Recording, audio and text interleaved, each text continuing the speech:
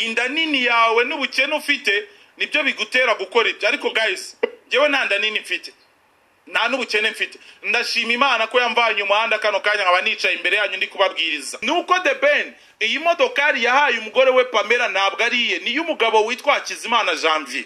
Benshi bakurikirana Meddy cyangwa se bamuzi bamugenda bucece bavuga ko Meddy yahunze ibyo bikorwa nubwo bwoba bwuko yafatwa agatabwa muri yombi akaba yibereye mu gihugu kimwe muri Afrika. Ko papa uriya mwana, papa Oga, uriya mwana yitwa Oga, akaba yarangije kugurira ariya kuru n'umwana we Uga inzu muri Chypre.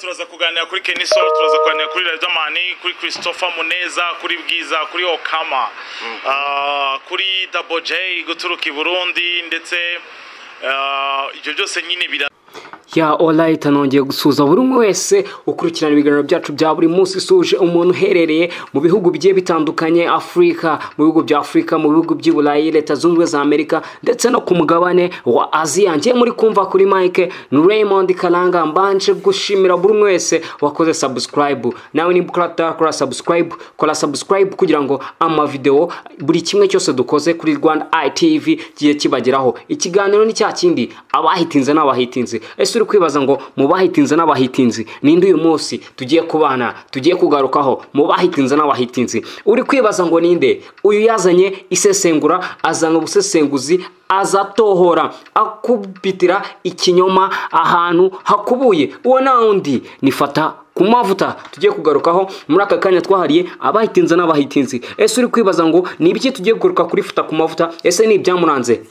Tugiye kugaruka uburyo yazanyemo iyi systeme ikaba iri gukoreshwa n'abantu benshi, ndetse bamwe mu buri batari bakenya bakaba bari no kujyanwa mu nkiko bitewe n'uburyo basesenguyemo umuntu, yewe bagashyiramo n'amarangamutima. Ariko munyemerere gatonya kidogo cyane tunyaruke kuri interview yakoze ku musore The Ben, cyane cyane ngaruka kuri uyu mugabo fata ku mavuta yagiye yibasira abantu, arasesengura abantu bakavuga ko ari kwibasira, ko ari kubinjira mu buzima. Ariko reka turebe amwe mu bimwe mu biganiro yagira akorana n'abanyamakuru bagiye batandukanye avuga kuri The Ben. Reka tuze twumve uko byari bimeze, reka twumve uburyo yaje avuga kuri The Ben nuko byari bihagaze.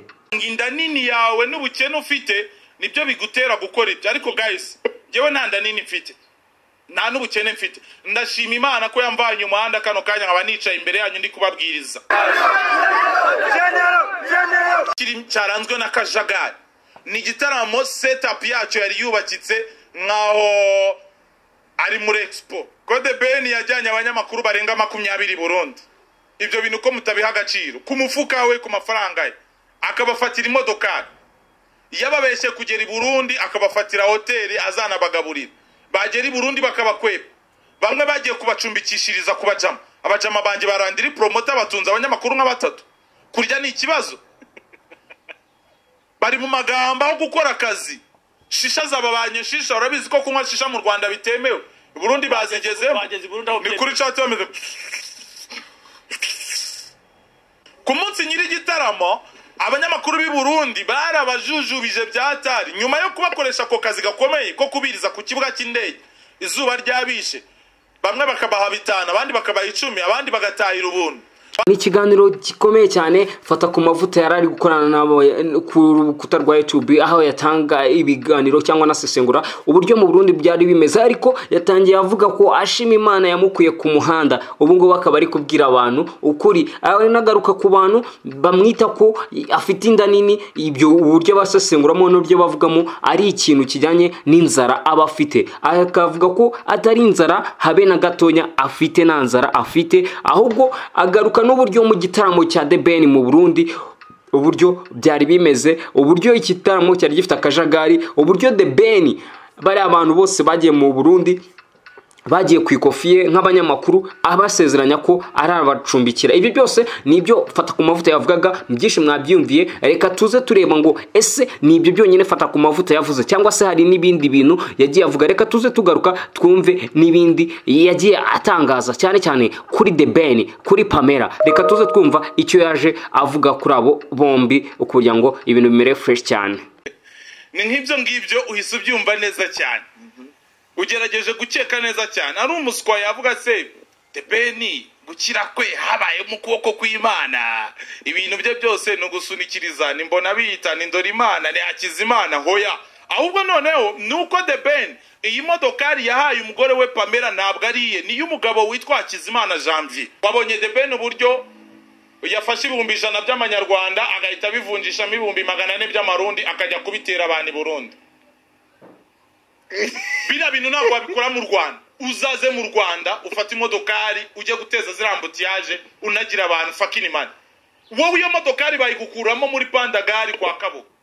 Murimo murabyumva ikiganiro n'abahitinze turajya tubaha buri kimwe tuyicara tureba ngo ese niki cyagiye gihitinga kuri uyu mugabo. Turikuruka kuri uyu mugabo yari umunyamakuru, yewe bivuga ko yabayeho no musekirite w'igitangaza kimwe gitangaza makuru kimwe, ariko Sayingi akaba ari umusesenguzi ukubitira ikinyoma ahantu hakubuye. Uwo nifata ku mafuta turi kugarukaho, muri kubyumva uburyo yagarukagamo, uburyo ira modoka The Ben yahaye Pamela ari modoka itariye ahubwo yari yundi muntu wari wayimuhaye. Ariko se tukibaza ngo wahaye kuki umuntu yatanga ikintu ukavuga ngo ni iki. Ariko reka sibyo byonyine byavuzwe n'uyu mugabo kandi abantu bakanakurikira cyane akanahitinga. Yari umunyamakuru ariko icyamugize umuhitinza agahitinga. Sayingi bikaba biri no kumugaruka no mu itangazamakuru cyane. Iyo hashize ukwezi atavuzwe mu itangazamakuru aba ari ikibazo. Nifata ku mavuta reka tuze twumva ese ni ibiki yavuze kuri Meddy, ni ibiki yabwiye abantu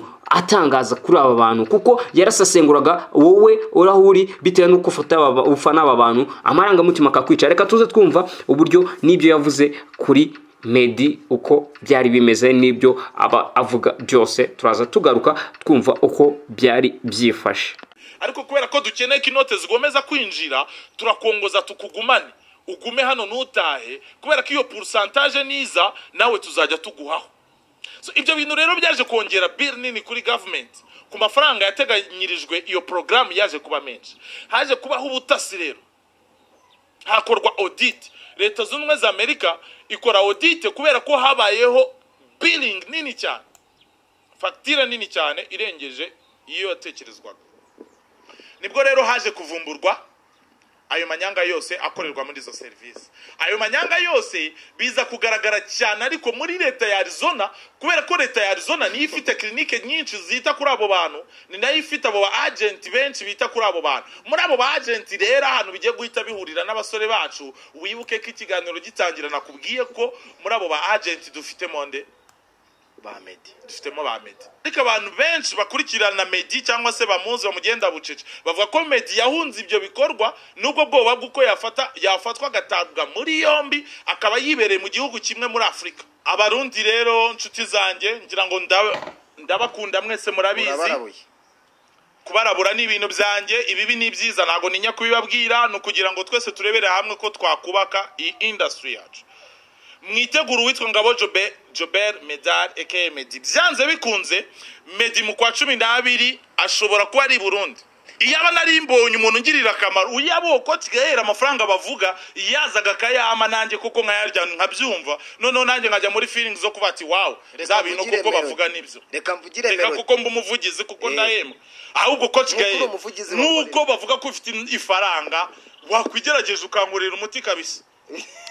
Ya murimo murabyumva rero ni byinshi cyane yagiye atangaza kuri aba basore, kandi abantu bakavuga ati no kwibasira, abamwe bakabwira abakunzi baba bahanzi bakavuga ati mwaretse tukajya kurega uyu muntu cyangwa se mukarega uyu muntu ibyo baba bavugaho ko bari kubasebya bari kubicira izina. Ariko sibo wenyine yavuzeho, yasesenguyeho kuko ni umusesenguzi arasesengura koko. Reka tuze twumva uburyo yasesenguyemo anavuga ku bintu bya Alia Cool, uburyo yaguriwe inzu muri Chypre n'umwana wiwe.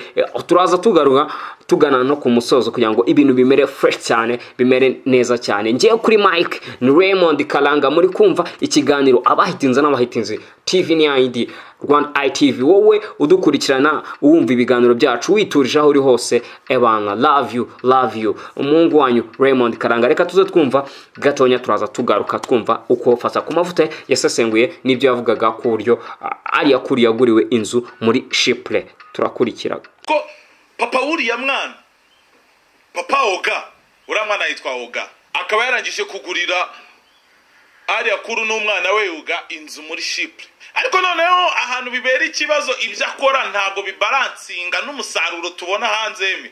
Abantu baravuga ati ari amafilime yariya kuru.